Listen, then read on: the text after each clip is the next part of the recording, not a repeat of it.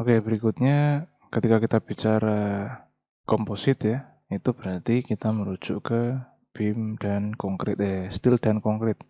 Nah, sekarang untuk steelnya sendiri dalam komposit itu, terlebih ketika kita membicarakan compression ya tadi, karena di sesi di sebelumnya tadi kita bahas tentang buckling. Nah, buckling itu terjadi ketika compression.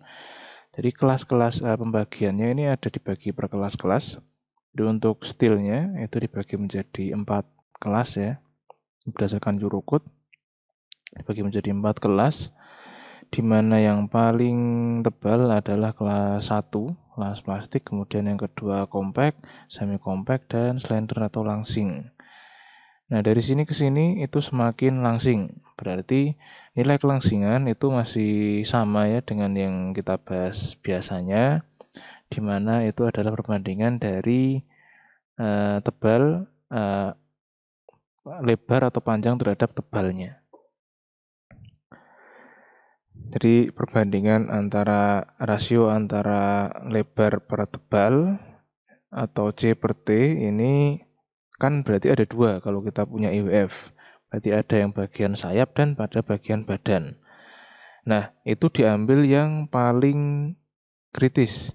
Jadi desainnya itu kan berarti nanti kalau kita punya IWF itu kan ada 2 tebal dan 2 lebar ya.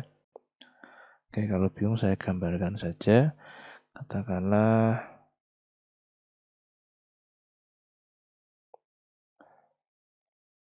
di sini ada IWF. Nah, ini kan flank. Ini web. Nah, di mana tadi saya sudah sebutkan ya, TF itu kan lebih besar daripada TW. Kemudian di sini ada B, di sini ada H. Nah, berarti ada B dibagi dengan TW dan H dibagi dengan maaf kebalik. B dibagi dengan TF, kemudian H dibagi dengan TW. Ini bersihnya ya. H-nya berarti H bersih, sudah dikurangi tebal flank. Nah, rasio antara dua ini itu diambil yang paling kritis, diambil yang paling besar. Nah, yang paling besar itu yang menentukan dia kritisnya seperti itu gitu. Kalau misalkan ternyata hasil dari sayap ini lebih besar, ya berarti yang dipakai untuk perhitungan selanjutnya adalah yang dari sayap. Kalau misalkan yang bagian web ini hasilnya rasionya lebih besar, maka yang bagian web ini yang dipakai untuk analisis selanjutnya. Dan dari Eurocode memberikan batasan seperti ini. Jadi untuk uncased web, yang webnya itu dibungkus, yang encased. Jadi kalau webnya tidak dibungkus itu nilainya segini batasnya, kemudian untuk yang compact sekian, yang semi compact sekian. Kemudian untuk yang tipe encased web, jadi kalau webnya itu dibungkus dengan beton, misalkan seperti itu batasannya dia cenderung lebih besar ya, karena ada pembungkusnya. Jadi untuk yang plastik sama 7,32, kemudian kompaknya dia batasnya lebih besar, untuk semi kompak lebih besar. Nah, jadi yang kita sebut dengan encased beam tadi ya, encased web, itu encase-nya atau pelingkupnya ya, atau penutupnya itu menggunakan beton. Sebenarnya maksud utamanya adalah untuk fire protection sebenarnya. Tapi setelah dipikir-pikir, kok ini sebenarnya karena ini beton, jadi bisa menaikkan kekuatan juga. Atau setidak-tidaknya adalah kekakuannya. Nah, di sini diuraikan di mana itu bisa menghindarkan atau mencegah gerakan dari flank itu mendekati web ketika terjadi local buckling. Jadi kalau local buckling itu kan penampang IWF ini kan dia saling menekuk sendiri gitu. Ada yang flanknya nekuk, ada yang webnya nekuk, seperti itu. Nah, dengan adanya encase dari konkrit itu tadi, itu mencegah terjadinya itu.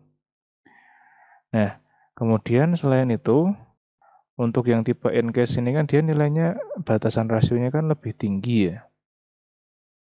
Nah, itu memberikan keuntungan juga ketika ini lebih tinggi, maka nanti ke belakangnya untuk desainnya juga akan lebih konservatif, artinya lebih aman gitu. Jadi grafik ini ada hubungannya dengan tabel yang ini tadi. Ada 4 kelas untuk slenderness atau kelangsingan. Ini dibatasi oleh suatu kurva.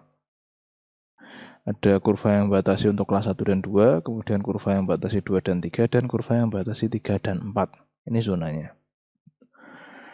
Nah, untuk alfa sendiri, ini adalah kalau berdasarkan gambar di sini adalah tingginya blok untuk compression. Nah, di sini ini adalah kurva yang berlaku untuk bagian web saja. Jadi bagian web bersih ya.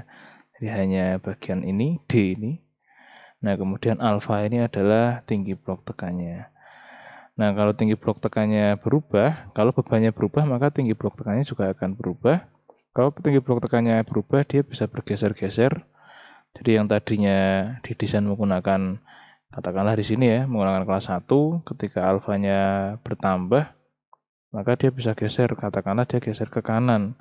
Dia berubah menjadi zona 3 seperti itu. Nah, berarti nanti karena zona 3 itu yang ini, berarti slenderness-nya berubah juga rasionya, maka ke belakang nanti akan berubah juga untuk hitungan-hitungannya.